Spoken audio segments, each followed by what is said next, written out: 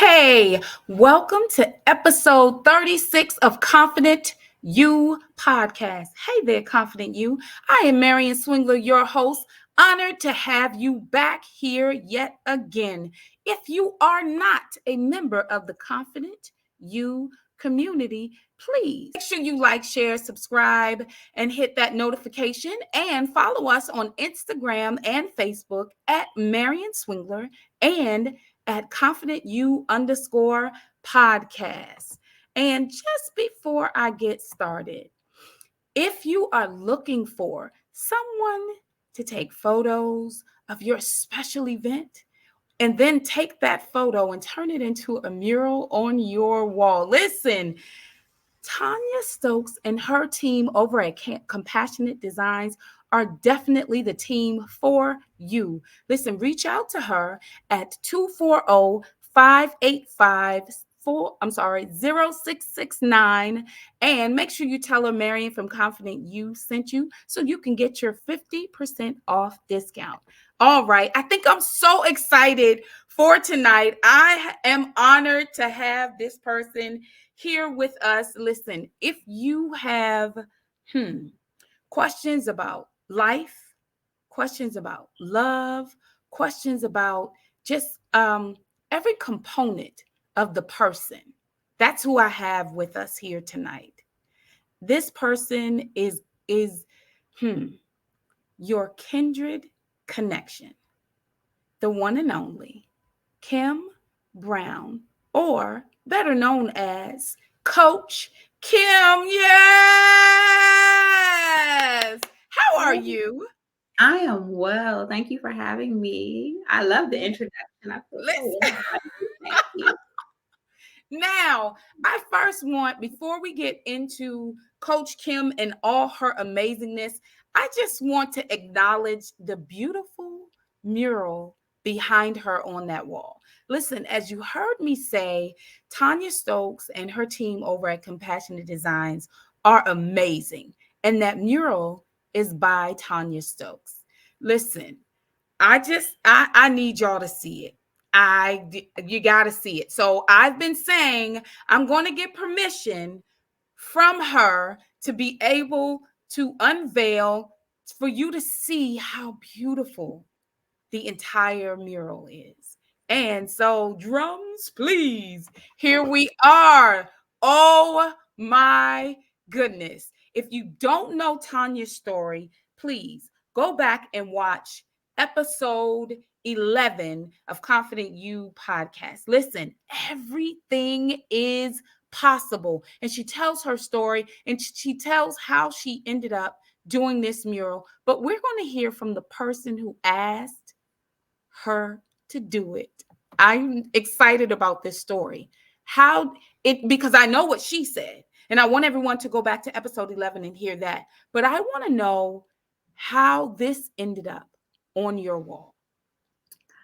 So it's interesting you asked that question. As you stated, Tanya Stokes is an amazing artist. She's creative in so many realms. Like, she's just so diverse.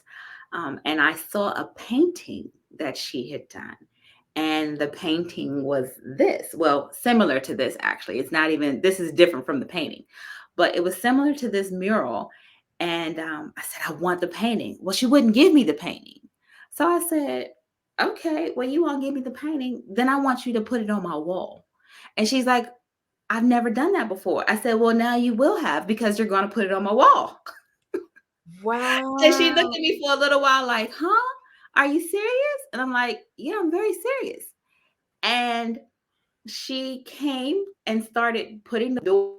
She thought about it and how she would do it. And she came on a regular basis. And for her, it ended up being therapy as well, because she got so engrossed in the painting. And I love the fact that she didn't think she could do it at first. It was like, but why? I don't know. I'm going, ma'am, you are who you are. Walk in that. And that's what I do. That's my job these days, is to help people walk in their path, who they are, in their spirit, down deep in their souls, walk in it. And that's exactly what she did. And I benefited from it, because I now have this beautiful mural on my wall, which everyone's like, what are you going to do when you move?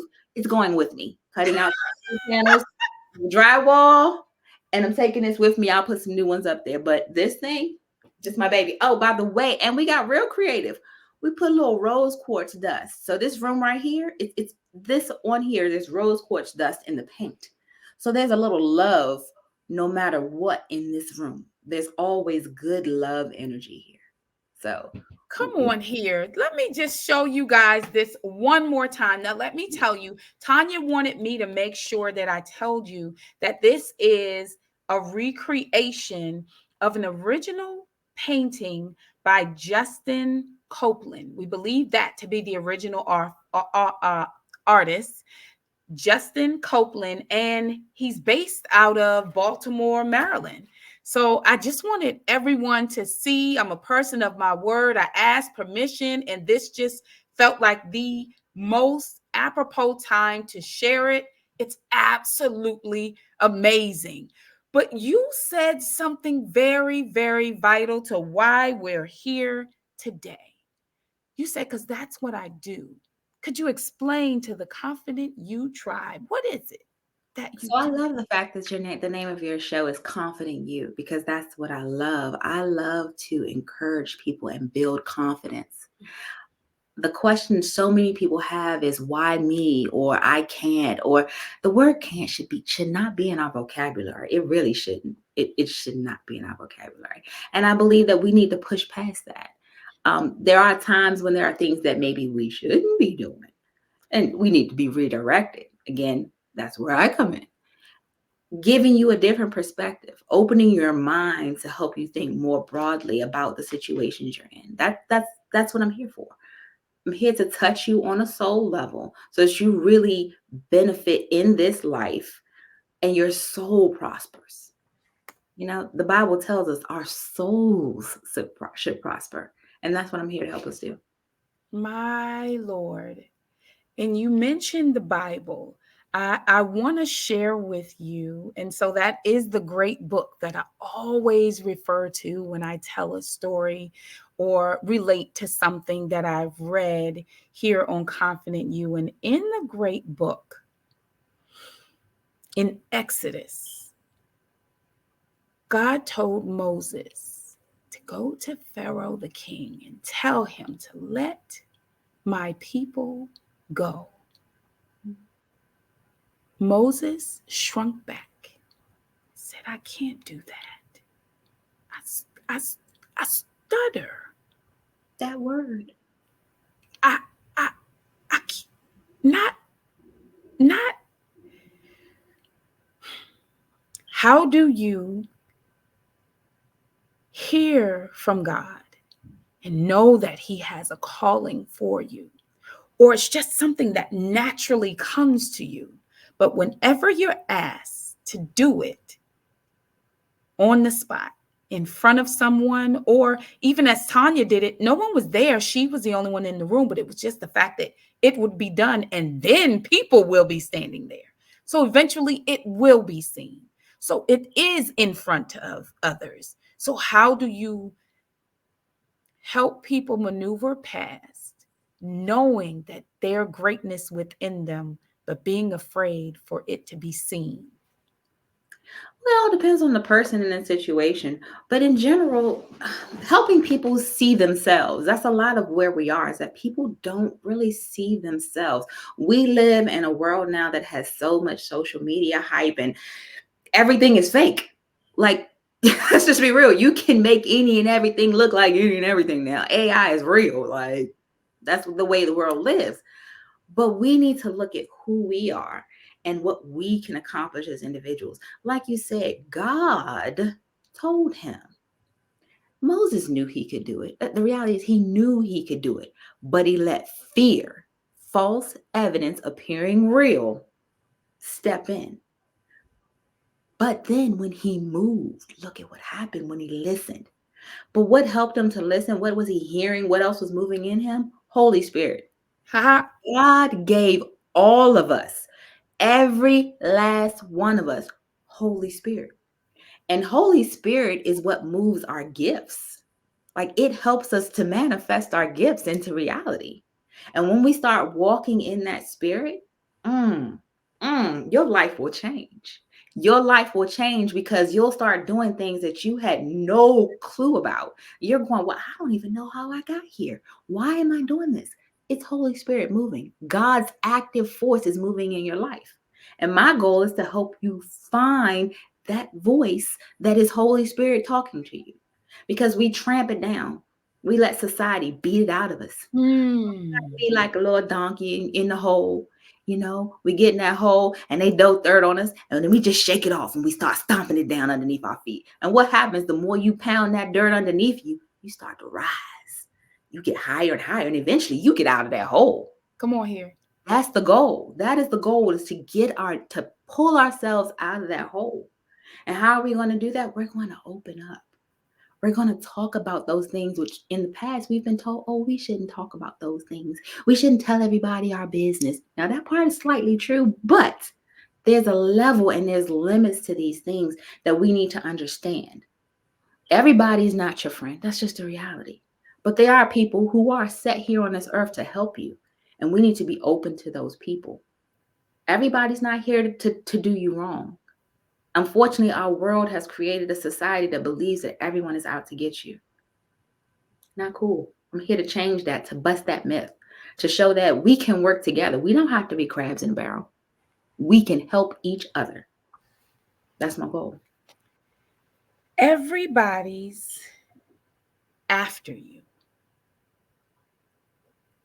Expound on that.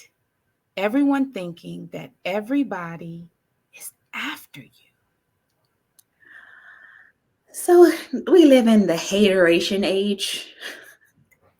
If someone doesn't agree with you, if someone doesn't like the way you live or the things you do, they hating on you. Everything is hating on you. No. We think so highly of ourselves. There are 7.8 billion people in this world. Okay? We are a minuscule piece of it. Don't get me wrong, our little piece can touch a whole lot. But we aren't doing that much that people have to hate. It's not hate. Hate is such a strong word. Like, do people really realize what hate is? Hate is the demonstrated action of absolute and utter dislike and disagreement. Like, that is such, to have hate in your body is just painful, because the hate in your body affects you more than it affects the person that you're hating. Okay? So we have to remove that mindset that people are hating, and just learn to live in who we are and what we need to be doing. If we focus on what we're supposed to be doing, we can change so many things in the world, but not just in the world, within ourselves. Like, the immediate change happens in us, and that creates a ripple effect throughout. We start touching other people because we now see the value in us. When you value something, think about that. Think about the cost of a diamond. Like, when you just pluck it out, when you pluck it out of the mines, it's not as valuable. But when you start to pull away that cold piece and you start crafting it and you start putting it in settings and all, think about how much more valuable it becomes. Like, it's the value when you start to really get in and dig deep and clean it up, polish it up, shine it, make it pretty. That's when the value comes. And we have to do that with ourselves. Got to get in there, dig out all that other ugly stuff, because the reality is we have grown and we've been in a world where we all have childhood trauma. It's just the reality. We all have trauma that we've been through. Some larger than others. It's all different. But we all have been conditioned. And that trauma is, I don't really want to use the word trauma, but it is trauma. It's a conditioning that's happened to us. And our parents, they ain't know no better. So they did the best that they could. And we've been conditioned from our parents. And we have to decondition ourselves to be able to do better for our next generation. It's just those things that we have to work on. It's a lot of work. But if we're willing to put in the work, the blessings that come behind that. So great. So great. So great are the blessings that come behind that. You were talking about haters and people saying hate is such a strong word, and that people believe that they have haters. What would you say if you're saying that? No, you don't have haters. What would you say? How should the person phrase it? You or have speak distractions. it. Say it again. You have distractions. Explain. So they can only go so far. Like there's so-called hate when people give fuel to things, like fuel to these feuds and these fires. They can only go so far if you continue to respond, Mm-hmm. if you continue to react to it. That reaction is what fuels them, which makes them keep going. But when you start focusing on you and not worrying about them or those people over there, let those people over there stay over there and you focus on you. That's how you kill a hater. Because they can say whatever they want and you can keep shining right on. Let them say, let them do. You keep going. That's how you kill haters. That's how you kill haters. So it sounds as though what you're saying is comparison. Yeah, well, it's not just comparison, because comparison is an evil thing in itself. Because Uh, I'm a woman. I want that Coke bottle figure like all these other folks got. But the reality is, God created us all uniquely. Like, I'm not meant to have that Coke bottle figure, perhaps. Maybe, maybe not. I don't know. But He created us all differently, and we're all beautiful. We're all just gorgeous. The things we do, if we compare ourselves and constantly try to do what the other people do, where will this world go? Because there'll be no creativity happening in the world if we're always trying to do what someone else is doing. That's what comparison does. It forces you to try to be like someone else and do what they're doing. What is the joy in that? In my house, we call ourselves weirdos all the time. But you know what weirdo actually means? Weird is the supernatural, the not normal. Who wants to be boring and normal? Be supernatural. Be supernatural. Be weird. Do different stuff. Like, why do we want to just be in this world and be like everyone else? That's the wackest thing I've heard. Like, we wouldn't have all the creative genres of music we have if everyone started just doing this whole comparison thing. We we wouldn't be able to. It stifles you when you start doing this comparison thing. It doesn't grow you. It puts you inside of a box. Don't put you are you for a hmm. reason. You have something to give in this life for a reason. You're meant to touch somebody. Your story is meant to be told to somebody else. Yes, it's a testimony for a reason. You've been through something. It may be small, but that's something someone else is going through, and you're put here to tell them and help them through that. That's why we need to get out of this comparison box. Because when you start saying, "Oh well, such and such got this, and I want that," why do you want that? What does it benefit you to have that? You're meant for something else. You're meant for something greater. You're greater. Why do you want to have what other people have? But let's kill it. Kill it. So you said you're greater. You're greater. How do you help people comprehend finding their greater? So that's a conversation. That is a conversation to be had with people, because I want to understand who you are first. Like, what do you think of yourself? That's the first step, is to figure out what you think of yourself. And do you have a low visual of yourself? Like, is your self-esteem where it needs to be? That's the first step. Can we get that in check? Let's get that in check. Let's understand. Let's do a vibe check there. Get that in place. And then, where do you want to go? What's your vision? Do you have a vision? Find that so many people don't. And what do you know the Bible, so you already know what happens when you don't have vision. What happens, ma'am? You lost. You don't know what's going on. There's Where no there purpose. is no vision, the people perish. Perish. There's Ex- nothing. Exactly. So we got to get people to have a vision of their own so that they can grow and we can build and we can do more. It's so important that people have a vision, and we don't. People that's that compare, like you said, that comparison piece. Their vision is, I want to be like so and so. No, be like you. What do you want? Where do you want to go? What do you want to do? And my goal is to help you get to what you really want and help you see how you can get there. Like, how do you get there? How do you craft that? It looks different for everyone. I'm not built like you. I am not Marion Swindler. Like, you have your way, your walk. Your walk is yours. I'm Kim Browne. My walk is mine. I have to take the steps that I need to take. I need to deprogram myself from where I have come from. And I need to open my eyes up to see what's out there for me. And when we start to, it's a lot of onion layers here that we have to peel through to get to where we want to go. And that's what we're supposed to do. But see, in our community, I say our community, African American community, we're not taught to talk about these things with other people. This is the stuff that we're told to keep inside. You can figure it out. You'll figure it out yourself. No, open your mouth, talk to other people, do what you need to do. Because the more we try to hold things in and try to do it ourselves, I've seen too many people leave this earth far too early because they were so busy trying to do it themselves and do it all. It's not meant for us to live this life alone, doing things by ourselves. That's not what we're here for. Yeah. That's not how we're built. And we have to get rid of, kill it. Again, kill it. Another thing to be killed. Kill it. You said kill it just now, but you said deprogram. Mm-hmm. How do you move through deprogramming something that you have been doing all your life, no matter how long that life is, whether that's 2 years, 12 years, 20 years, 40 years? Oh, that's in its own suffer process.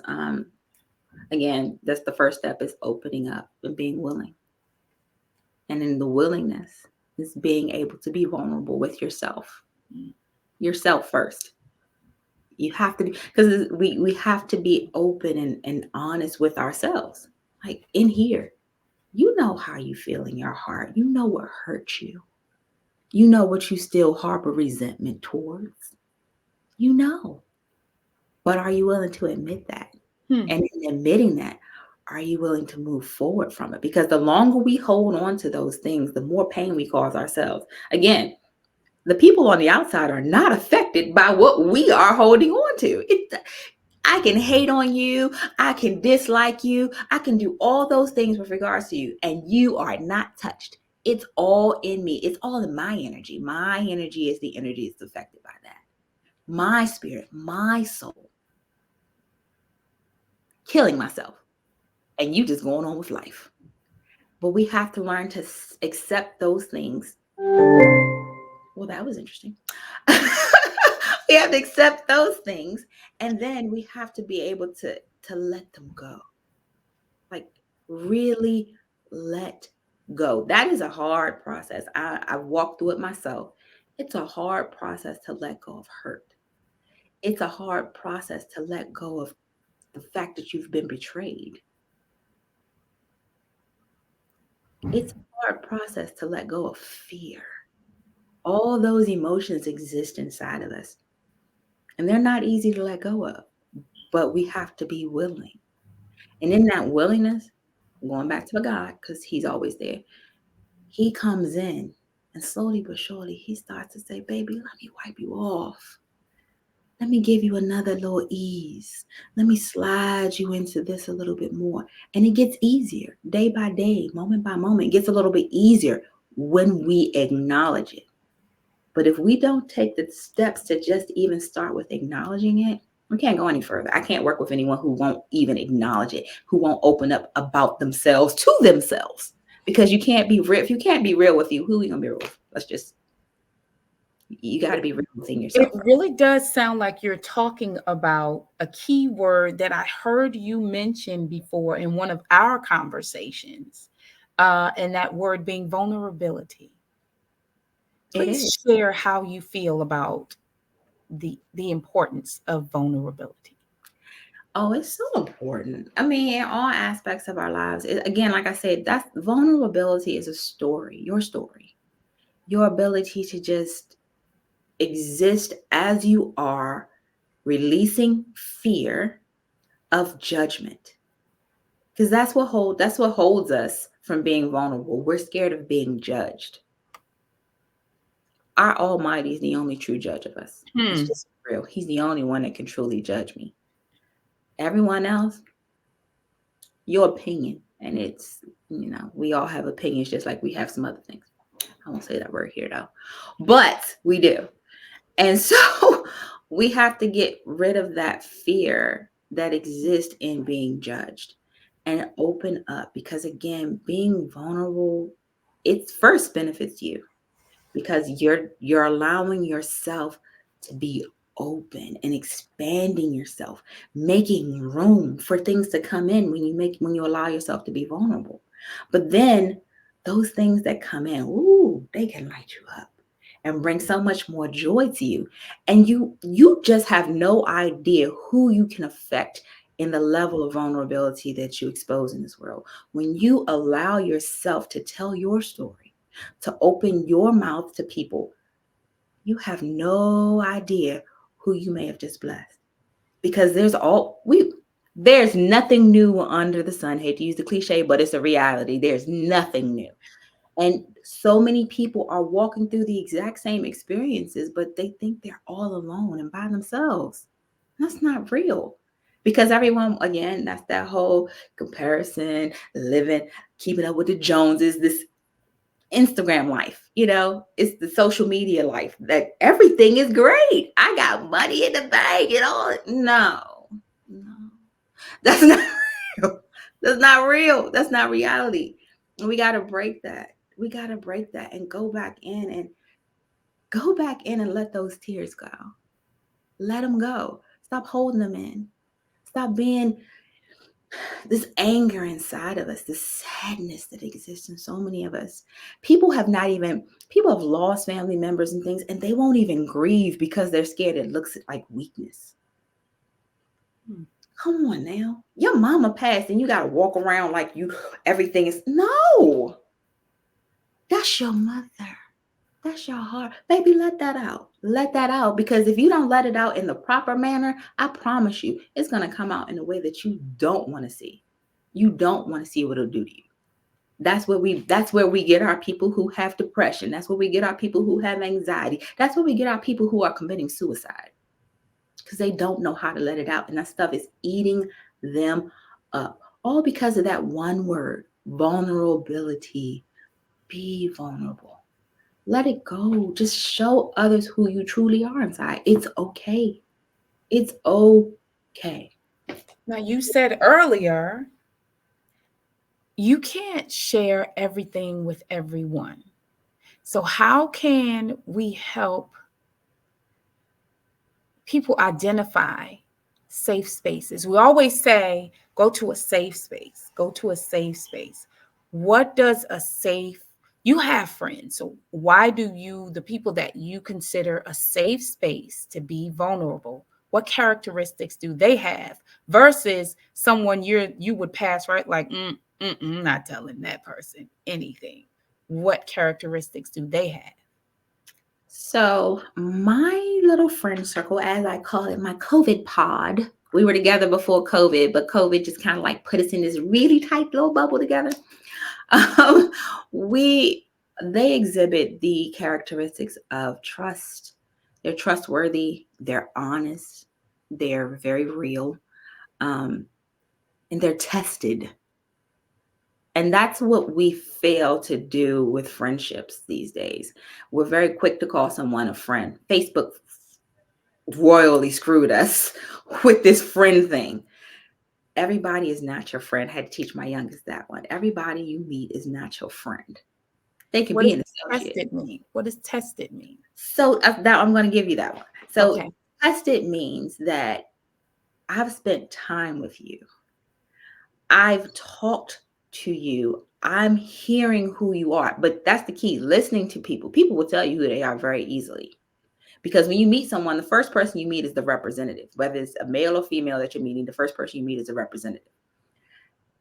Give them time, because everyone will tell you who they are over time. Take your time. If they're a true friend, they're going to be there. And things will start to show. Little by little, that little yarn will start to unravel. And you'll see signs of whether or not you can trust this person with your heart. And that's a friend or a lover.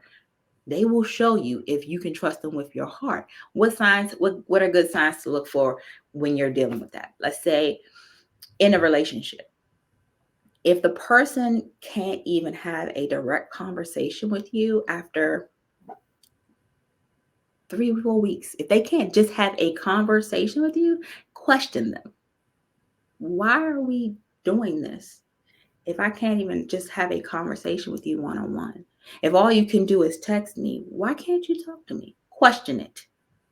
I'm not saying they're bad, but question it. Question everything. I like Obama's little thing. Trust but verify. Trust people. You can give people the benefit of the doubt in the beginning, but don't give out all your secrets in the beginning. There's no reason for anyone to know all of your secrets. I'm not telling you to be false. I'm telling you to have conversations with people so that you can understand their motives, because friendships are based upon motives. My friends are my friends because we know that we benefit each other. We grow each other. Like, they stretch me. These women are amazing. I'm not gonna lie. Sometimes I get a little nervous. I'm like, dang, y'all got a lot going on. And then they have to come back to me. And I've said it to them. And that's the thing about the vulnerability. I can say that to them. And they can come back to me and say, honey, you belong here. Because see, if you weren't here, where would you be? What would you be doing? Like, we're growing each other. We're pushing each other. And if your friendships don't grow you and send you in a better direction, question the friendship. Question whether or not you should be around these people.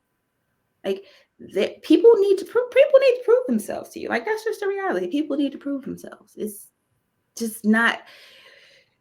We don't want to give ourselves away to just anyone. That's in a physical sense, emotional sense, in a spiritual sense. We don't want to give ourselves away. Even God says to test him. And he says that. So if God, our Heavenly Father, is asking us to test, why wouldn't we test man to see who you really are, how you really plan on living? Like, we really need to do more of that. Change a lot of relationships, change a lot of marriages. It'll change a lot of families. You were mentioning our people. We have an issue with being vulnerable. I've seen, even with Simone Biles coming out with mental health in the Olympics, just stepping back, going, listen, something's not right. And I can't move forward. And the support that the country showed her, I thought was amazing. Absolutely beautiful. It's sad that I thought it was amazing, but I didn't know how it was going to go. Right now, there's a true movement for mental health and well-being in the workplace, in the family, everywhere. Even the Surgeon General's framework right now is looking at mental health and well-being. Like, we need, it's the next epidemic, so to speak. Our mental health, what is it? I don't want to misquote the statistic, but there's a large statistic that says so many people are exhibiting some mental health disability. Like, the reality is we all have a mental health disability in some shape, fashion, or form. Whether or not we want to own up to it, that's a different story. But we all are. And especially coming out of this pandemic, it reveals so much, because people lost that community. They lost that opportunity to go and find places to hide out so they didn't have to deal with their mental health issues. Right. And we need to open up as the Black community. We need to be open to talking to people. I know our parents always told us, you keep your business in your house. That was the reality. That's how we grew up. Don't tell nobody what's going on in this house. That's right. You don't tell all your business. That's no matter what community. All your business doesn't belong in the streets. But you don't feel like something is right inside of you, you need to go see some help. Because we aren't meant to walk this walk alone. We're meant to walk with people. And that's what coaches, therapists, and counselors and psychologists are here for. To give you a place to go, to have someone to walk it out with you. That's what they're here for. And we need to seek it more often. We don't. Again, the next pandemic, we don't get under control. We need to talk about mental health more in our community. Yes, I really do think that mental health moved to the forefront during the pandemic. Because run and hide. Say it again. We couldn't run and hide during the pandemic. We It couldn't run wasn't. around on the streets and keep ourselves busy doing this, doing that out here and there. There was nowhere to go. You had to sit with yourself. Do you know how many people just could not handle sitting with their self, could not handle the thoughts going through their own head? That voice that exists in there, that id, that thing that wants to satisfy our self pleasures. They could not handle that because they did not have the tools that they needed. They didn't know how to reach out to people, to the right people. It's crazy. Yeah, It's it was the crazy. same thing I feel with parent to children. They didn't know how to deal with, wait, you want me to sit here with them? It was the same thing as far as marriages. Their domestic violence raised so high Mm-hmm. because you just stayed in each other's space. And that's where that testing piece comes in. How many of those marriages were tested before the pandemic? How many of them Not in spent this real way. time with each other? Like real time, sitting, talking, just being with each other. How is it that you can't stand to be in a room or in a house? Because these people are in houses, not necessarily having to stay in the same room all the time. You just can't stand being in the house with your spouse. That's the person you promise to love, cherish, honor, care for until death do you part, and you can't even stand being in the house with them. Why would you make those type of promises if you can't even stand to be around them that long?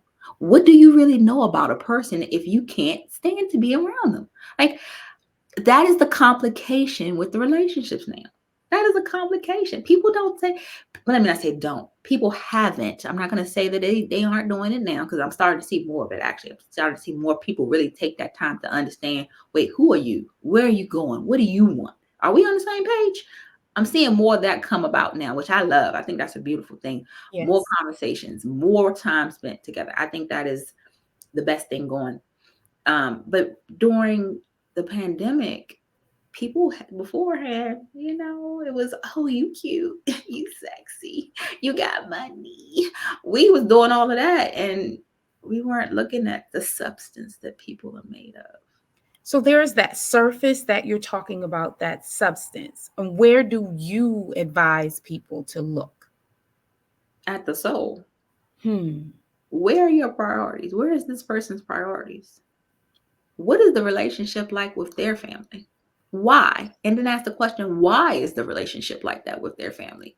Because not everyone has a great relationship with the family, but there's always a reason. You need to understand those reasons. And you need to understand, is that something that you can deal with?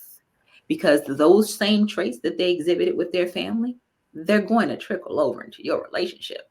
So you need to think about those things as you begin to move forward and progress in this relationship, because they all affect what you will have as an outcome. Don't gloss over it. Oh, it'll get better. Oh, he'll be all right. No, honey, honey, Th- honey, honey. Let me tell you, no, he won't. He's just going to be worse. But Or then she what do you wait? Because I was going to say, but what do you say to the gentleman? And that's the situation that they're having. She so couldn't. so as men who are dealing, God, I just literally was having this conversation with someone the other day. Set expectations. I know people are like, oh, don't try to manage my expectations, but no, we should be looking at what is expected of us. We have people now who are moving in with each other and they're living the good life, and they're like, there's no conversation.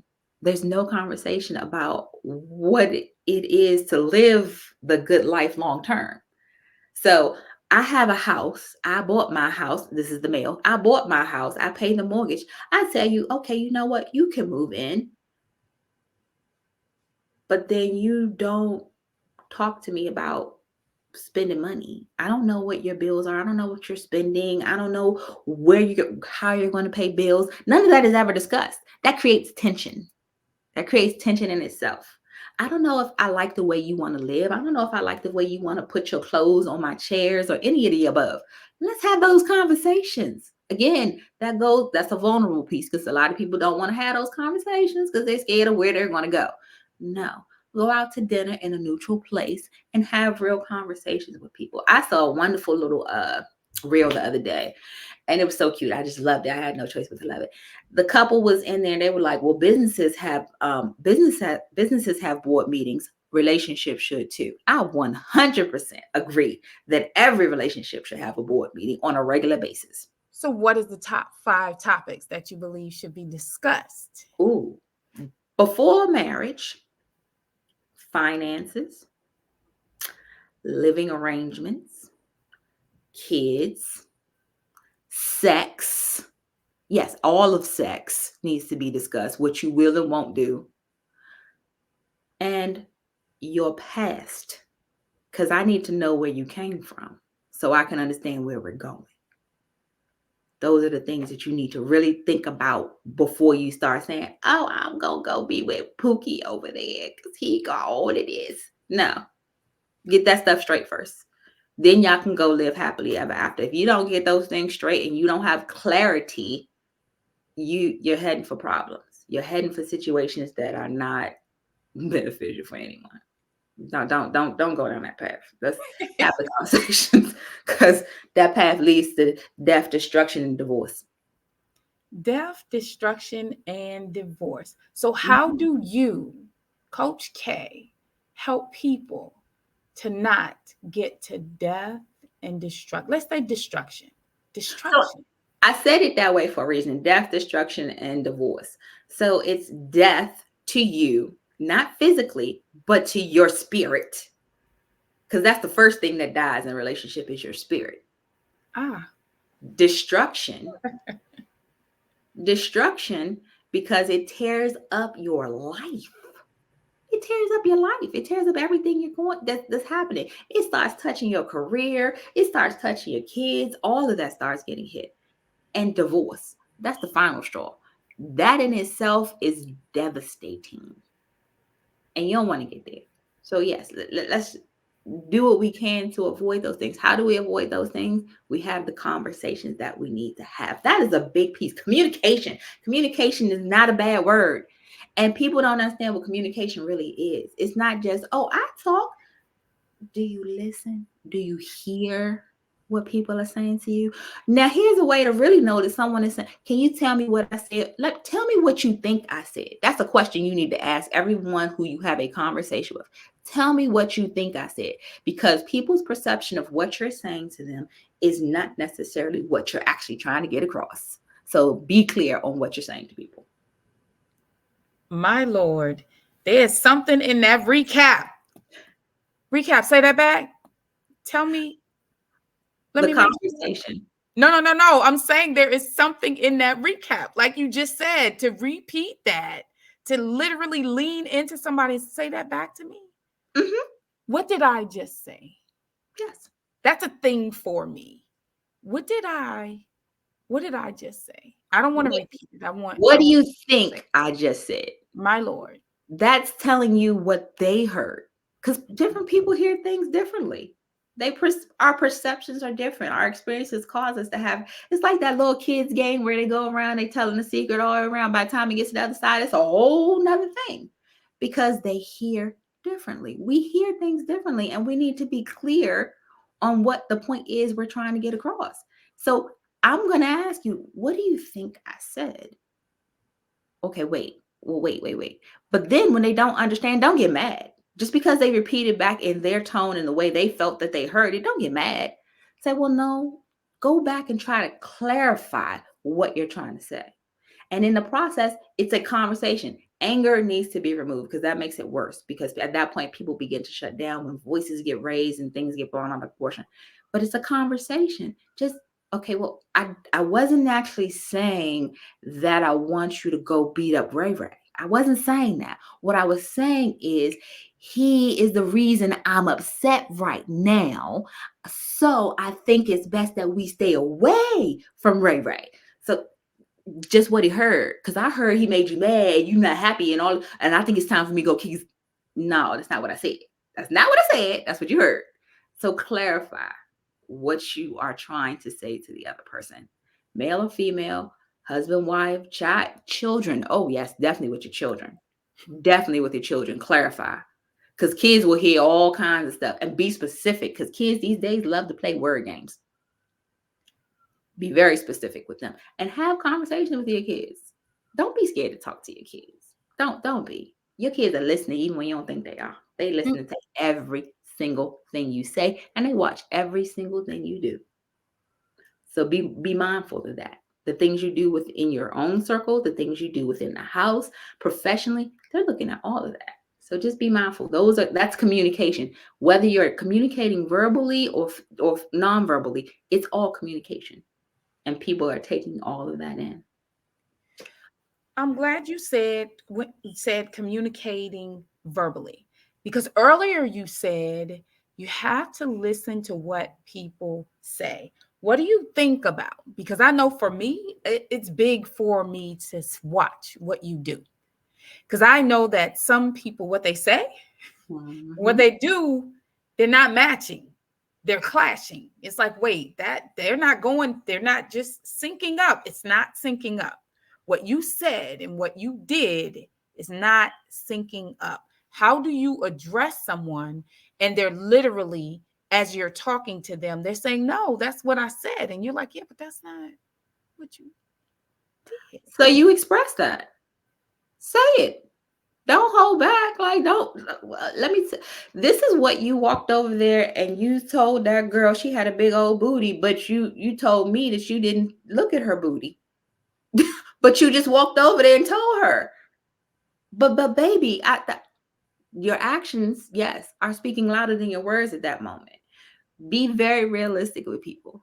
People get scared to call other people out on their bull. Okay, like let's have conversations. I don't have to be mad at you. I don't have to be angry with you to have the conversation about, well, you told me that you were going to be here or you were going to do this, but yet you didn't. And what happens is people forget that, oh, what you say and what you do, people will forget. But how they made you feel, that's that thing you remember. And that's the thing that you have to get across, that what you did and what you said, this is what it made me feel. So regardless of what you think, it's how I felt. So that's how I interpret it, because it's what you made me feel. So we got to get past this fear, again, back to that word fear, of being open and honest about what it is we want, how we want to say it, and when we want to say it. Don't be mad. We don't have to be nasty. We don't have to get loud. We don't have to be angry. But we need to get our point across in a way that they understand this is the effect that what you said and or did had on me. That's the effect. We need to communicate that to each other.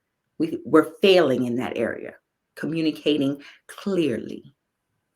It sounds like TD Jakes. I just reposted something he said, and he said, listen, you have to speak with you have to speak without being offensive, and you have to listen without being defensive.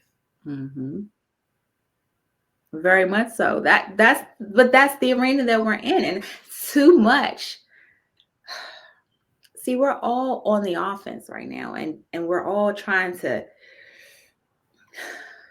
I said that wrong. We're all on a defensive right now, quite frankly. A lot of us are on defense right now, trying to like maneuver and back away and make sure that we don't get hurt and that nothing else comes into our space to cause us any kind of angst. But we got to slow down and we got to take a moment to just be in that moment, hear from people, and express what we're hearing. Again, that goes back to expressing what we think we heard. Because again, we get so defensive because we think we heard something. Ask the question. Did I hear you correctly? Because again, that's going to tell you who somebody is. If they say, well, yeah, that's what I said. Oh, okay, let me go away then. Because that might not be what I wanted. Or, oh, let me lean in. Because I need to hear more of this. But we're so programmed to not ask questions, to just sit and let people go on and on and on and not ask those questions. And we walk away from things with bits and pieces of what people said, never truly hearing the full expanse. or asking the questions so we can understand everything that they've just said to us. That is the purpose of conversation. That is why we were given these linguistic abilities, so that we can actually understand each other and fully sit with each other. Like, it hurts my heart when I think about the way people could be so much better if they just took the time to really listen to one another and talk to one another. For the longest time, I harbored so much anger and frustration at one of my siblings. He's not here with us anymore. But in that time before he passed, I did have an opportunity to just sit and have conversations with him. And I realized that the real problem wasn't that he disliked me. He literally was freaking bipolar. Like, it finally came out. But how did it come out? Because we sat and we talked. I listened. He spoke. We had dialogue back and forth. And it's like, have you considered the possibility that maybe, okay, let's explore this some more. Do you want help with that? Walking with people. We're scared to walk with people. We're scared to walk with people. We put people out there all alone, and it's wrong. It's so wrong. Like, we need to be able to walk with each other and, again, have those deep conversations with each other, to know, to be able to help each other to grow and get beyond. Like, it's like you said, TD Jakes had that message out there about listening and having the conversations. We don't do enough of that. We don't do enough of that. We hear a little piece and we run with it. Let's stop doing that. Let's go back. Let's go back. Let's look deeper. Let's see the whole see the whole skit. Let's figure out what the whole thing was said. What was really meant by that. We can do more of that. We need to do more of that. That's amazing. He TD Jakes ended that that snippet ended with him saying, and walk away leaving people with their dignity. That's powerful. That means you had a very respectful conversation. You weren't rude. Even if you disagreed, you agreed to disagree in a very respectful manner. That's not what we do these days. That's not what we do these days. I'm watching an artist who is a Christian who is being beaten up right now by a mainstream artist. And it's so painful to watch because this person is literally it's so funny to me because the Christian artist is coming from a place of love, and you can hear it.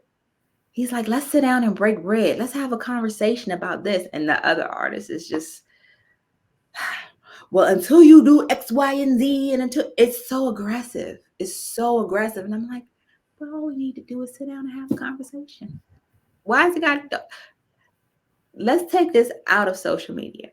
Let's go put this in a space where the two of us can sit down as men and just have a conversation to truly understand where the other one is coming from. In the end, we may agree, we might not, but at least we took the time to try to have that conversation that was needed to avoid some of the things that could lead to more dangerous and more hostile situations. Let's take the time to just have a conversation. So easy, but we refuse. We absolutely refuse.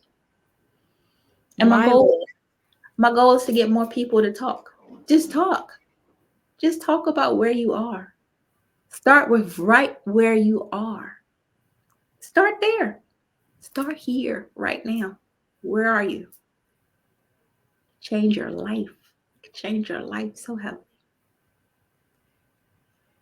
Self-worth.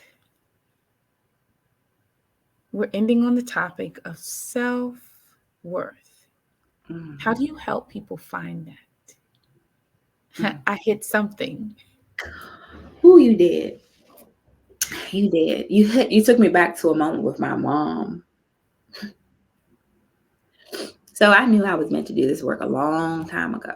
I've been fighting away from this work. When I was little, my mother used to tell me I would bring anyone and everyone home because I would help them. I didn't believe anyone. There's no such thing as an ugly person, in my opinion. There's no such thing as you can't help someone. Everyone can be helped. And I would bring everybody home to try to help them. And I had an experience with my mother. My mother suffered with depression, severe depression, actually. And she tried to commit suicide at one point. And at that point, I was about 10, I think I was about 10, 11 years old. And I literally remember running down the alleyway, because there's an alleyway next to our house, after my mother, and grabbing her and bringing her in the house and sitting her down. And at that point, I didn't know a whole lot of scripture. I still don't know a whole lot of scriptures. I can go to the Bible and find every single thing I need, but I can't quote all the scriptures. But this one scripture, it was heavy in my mind. And it was, as for me and my house, we shall serve the Lord. And I sat her down and I said that scripture to her. And I said, Ma, we can't serve the Lord if you're not here. I am in your house. I need you here. I need you here. She stuck around for me as long as she could. But her self-worth had been beaten up. She had a rough time. After my grandfather passed, my grandmother was not as nice to her as she should have been. She was good to her, don't get me wrong. But some of the things she would say, my mom would try to put makeup on and she would tell her she looked like a clown. My mother was a very caring person. She always made sure other people were taken care of long before she was. She didn't understand the concept of you can't pour from an empty cup. She had no clue of what that really meant, because she was always pouring to her own detriment. Down to the point that the day before she died, she had a diabetic. She went to a diabetic coma, got better, came home. When she came home, that next day, she's up cleaning the house for everybody else. And I'm like, Mom, slow down. You can't do that. You need to take care of you. Oh, I'm okay. Ma, you just went through this whole experience. You were just in the hospital. Sit down. That night, she went back to the hospital. And I got a call that she didn't make it. And she didn't come back home. I'm sorry. So lesson learned from her.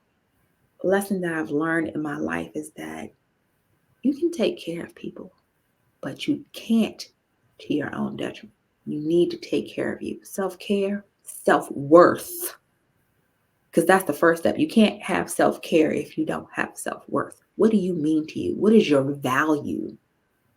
I tell people all the time, they ask that question on certain things, like when you talk to certain people, have you ever thought about committing suicide? No, I love myself too much to think about harming myself. That's my favorite line to say, because I realize I do love me. I might not like me all the time. Right. I love me some me. I love me some me. I love sitting quietly with myself. I love spending time alone with myself, because I've learned to love me. I haven't always loved me. I haven't. I can acknowledge that. I can acknowledge that I allowed my body to be abused and used in manners in which it should not have ever been. But when you know better, you do better. And I know a whole lot better now. And I've learned that that is part of your self-worth. That is knowing that this body, it matters. Everything you do to it, everything you say to it, everything you put in here, all that goes into who you are and how much you value yourself. All the more reason why I go back to, we need to talk to people who will build us up, who will uplift us, who will encourage our minds to help us build that self-worth that we may not have. Help us find it. Find it within yourself, because it's in there. We all have it in us. But sometimes it takes a little more digging to get to it than other times. And we just have to be willing to let someone in so we can find it. Because without it, it's death. It leads to death. My goodness. Without it, it leads to death, destruction, and divorce. My Lord. I Mm-hmm. think that statement applies to more than just marriage, Mm-hmm. because you can divorce somebody in a friendship, you can divorce a sibling and never talk to them, you can divorce, something that you really, really love to do and just say, listen, I'm never going to do that again. And then you're never really feeling whole because you've divorced. Something happened and there was a death, and then there was the destruction of it. And then there was just, I got to get away. Can we say that I, louder for the I, people? Ma'am, that's a whole word by itself. Okay? That's a whole boy, word by itself. yes. My gosh. All right, ma'am. I am honored that you came through to drop the wisdom and knowledge for a better life. I would like for you to share with the people, the Confident You tribe, how they can have the amazing opportunity to work with you. Oh, certainly. Well, I'll say, first of all, I can be reached at info at your kindred connection, and that's connection with a K.com. Or I can be reached on Instagram at your underscore kindred connection. Again, connection with a K. Um, and I want you to reach out to me to help you find that confidence that you need, to help you build the relationships you need, to have the conversations you need to have. You may have I'm a coach. Come Coach K. Let's just see. I'm just gonna say it like that. I am Coach K. My desire is to help you on a soul level to prosper, to find that potential within yourself that you just don't even know you have, to help you craft the life and the circumstances that you want for yourself. That is my desire. That is my goal for everyone that I encounter, to help them have a better life and find peace, but on a soul level. We're put here to do so much more. And I just want to help more and more people find that. That's my goal. That's my desire. And I hope that you'll reach out to me for that opportunity and we can work together. And I thank you. And I thank you. We thank you. Thank you for coming through.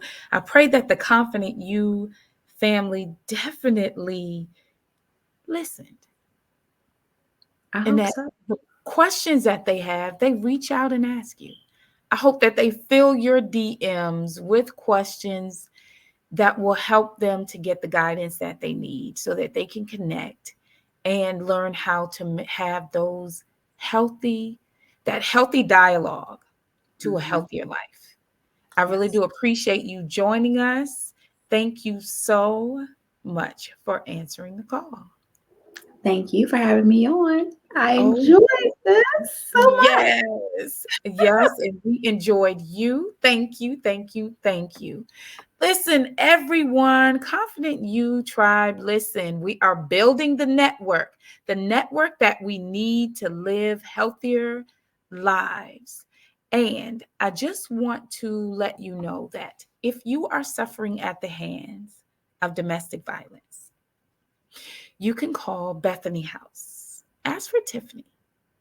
The number there is 1-888-80-HELPS. That's 43577. If Tiffany doesn't answer, anyone there on her staff is there to help you make a plan for a better life for you and your children.